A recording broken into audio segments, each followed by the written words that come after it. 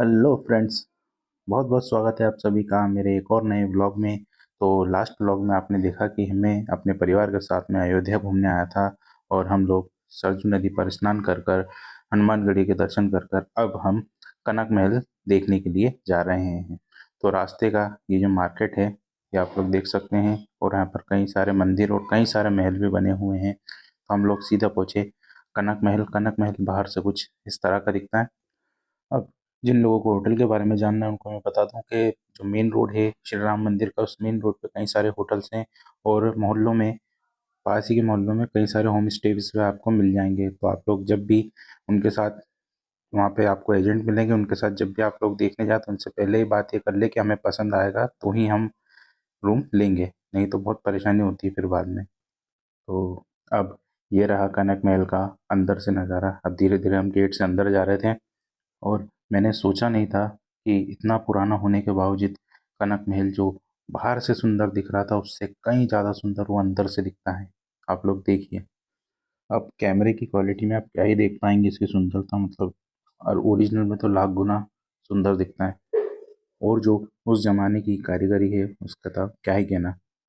अब कुछ देर हम लोगों ने कनक महल को, यहाँ जो कनक महल का आंगन है इसमें से देखा और बहुत ही सुंदर लग रहा था। यहाँ पर सभी के सब यहाँ बैठकर थोड़ी देर हमने आराम किया। उसके बाद हम सीधा अंदर, जहाँ कनक महल के अंदर मंदिर बना हुआ है, वहाँ दर्शन करने के लिए अंदर की तरफ गए। अंदर आने के बाद हमने प्रभु के दर्शन किए और आप लोग देख सकते हैं कि अंदर से यह कुछ इस तरह का दिखता है। और यहाँ पर पुराने राजाओं जिनने यहाँ पर राज किया उनके कुछ फोटोज लगे हुए हैं, पेंटिंग्स लगी हुई हैं, फोटोज तो नहीं है। अब कनक महल में और भी कई सारे कमरे बने हुए हैं जो खुले हैं, उनको हमने घूम घूम कर देखा, जो अंदर से कुछ इस तरह के दिखते हैं। उसके बाद मैंने इन बाबा को देखा जो यहाँ पर राम राम के नाम से बहुत ही सुंदर सुंदर कलाकृतियाँ और पेंटिंग्स बनाते हैं। कनक महल के प्रांगण में ही श्री कनकेश्वर महादेव मंदिर भी है, वहाँ दर्शन किया। उसके बाद हमने दरबार श्री लाल साहब, जो कि कनक महल के प्रांगण के अंदर ही बना हुआ है, उसके अंदर गए। वहाँ भी मंदिर बना हुआ है अंदर, उसके हमने दर्शन किए, पर वहाँ पर फ़ोटो खींचना मना था इसलिए इतना ही है। उसके बाद हम सीधा निकले दशरथ महल की तरफ। अब आप जब भी वहाँ जाएं तो लोकल से टाइमिंग के बारे में ज़रूर पूछते रहें, क्योंकि यहाँ पे बार बार जो मंदिरों की ओपनिंग का टाइमिंग है वो चेंज होता रहता है। इसलिए अयोध्या में अभी कई सारे पुराने मंदिरों और महलों का मरम्मत का काम चल रहा है। वैसे ही यहाँ दशरथ महल का भी अभी पेंटिंग वगैरह चल रही थी और भी मरम्मत के काम चल रहे थे, तो हम लोग धीरे धीरे अंदर की तरफ गए। तो ये रहा दशरथ महल का आंगन। आंगन में से यह कुछ इस तरह का दिख रहा था और यहाँ पर और भी मंदिर बने हुए थे। फिर हम धीरे धीरे दशरथ महल के अंदर गए।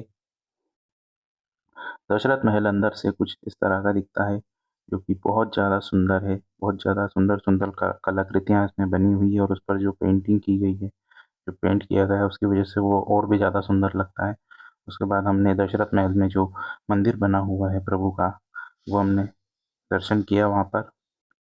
दशरथ महल के आंगन में हनुमान मंदिर भी है, वहाँ भी हमने दर्शन किए। उसके बाद हम लोग सीधे राम मंदिर के दर्शन करने के लिए निकले, जो कि वहाँ के बाजार में कई सारी इस तरह की झांकियाँ बनी हुई थी, वह भी हम लोगों ने देखी। और धीरे धीरे हम आगे बढ़ते हुए श्री राम मंदिर जन्मभूमि के पास पहुँचते रहे। तो ये है श्री राम जन्मभूमि मंदिर का प्रांगण, जो कि बाहर से इस तरह का दिखता है। कई सारे शेड्स लगे हुए हैं और इसके आगे मोबाइल और पर्सेस या कोई भी चीज़ अंदर ले जाना मना है। तो सारे बैग और मोबाइल वगैरह, पर्स ले जा सकते हैं, बाकी सारी चीज़ें बाहर ही जमा हो जाती है। तो दर्शन करने के बाद हम लोग यहाँ पर आके बैठे। यहाँ बहुत ही सुंदर सुंदर सी पेंटिंग लगी हुई थी। यहाँ पे ये विश्राम करने के लिए जगह बनाई गई है। यहाँ पे कई सारे पंखे और एसी वगैरह लगा हुआ है। आप यहाँ पर दर्शन करने के बाद में आराम कर सकते हैं बैठकर। उसके बाद हम लोग सीधे आए राम रसोई में। राम रसोई में सभी के लिए फ्री में भोजन मिलता है। यहाँ पर सिर्फ आधार से एक रजिस्ट्रेशन होता है और उसके बाद में ये जो एरिया है वेटिंग एरिया है, और सामने जहाँ ये लिखा हुआ है राम मंदिर, वहाँ पर आपको भोजन प्राप्त होगा। यहाँ डेली कई हज़ारों लोग भोजन करते हैं फ्री में और बहुत ही स्वादिष्ट भोजन यहाँ पर मिलता है। मैं उम्मीद करता हूँ आप लोगों को मेरा ये अयोध्या ब्लॉग पसंद आया होगा। अगर पसंद आया तो चैनल को सब्सक्राइब करना मत भूलना। नेक्स्ट ब्लॉग है मथुरा वृंदावन का।